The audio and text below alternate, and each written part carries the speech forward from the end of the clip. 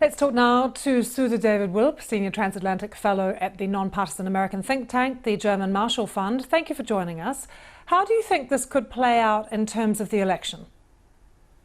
Well, there's just been a nonstop of surprises during this election season.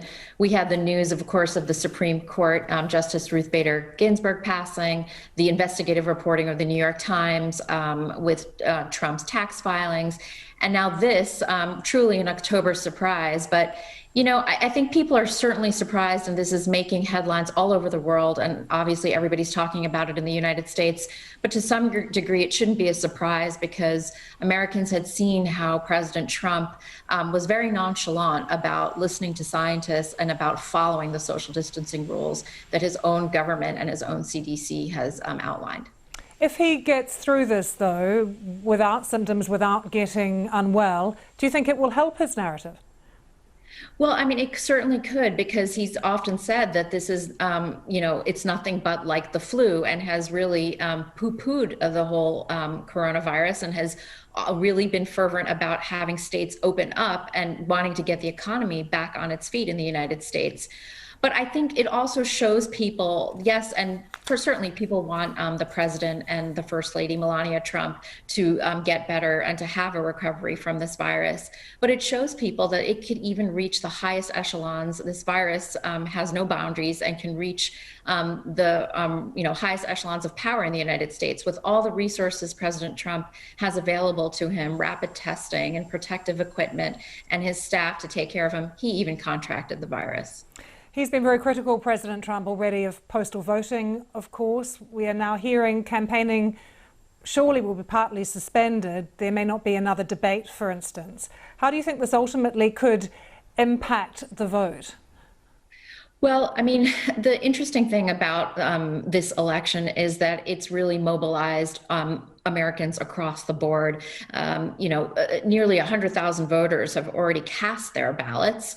This is quite significant when you look at the time period 4 years ago. And most people have made up their minds. There are very few, so to say, independent or swing voters this time around. So it will impact the election. It could maybe give him a bump and give him some sympathy points, given if everything goes well for him and he recovers and he's able to get back in front of the American people again. But at the same time, I think most people have made their decisions already. Sudha, you're there in Berlin. Of course, Angela Merkel has handled the pandemic there very, very differently. After the debate the other night as well, how do you think this coronavirus situation in the US now, this diagnosis, the debate, how has all of this fed into how Germans particularly perceive the US?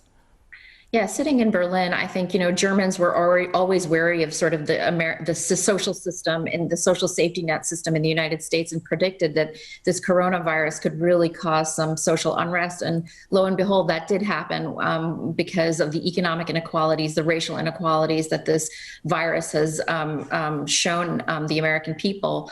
But, at the same time, I think it also shows that good leadership and in a democracy is necessary. Most Germans approve of Chancellor Merkel and how she's managed this crisis for the German people. And her style of communication has been open, honest, straightforward.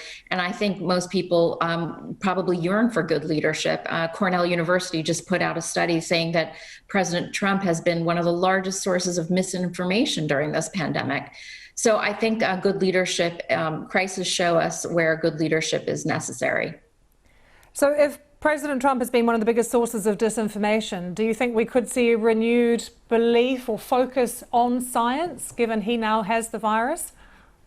Well, I would hope so. I do hope that, again, that this will be a boost for science, that, people like Dr. Fauci and other scientists that have been telling people to keep their distance, wear masks, and to wash their hands, that it becomes something that people listen to and not a political game, because all these things have become so politicized. And now it's even turning this way as we enter the phase where vaccine development is on the horizon.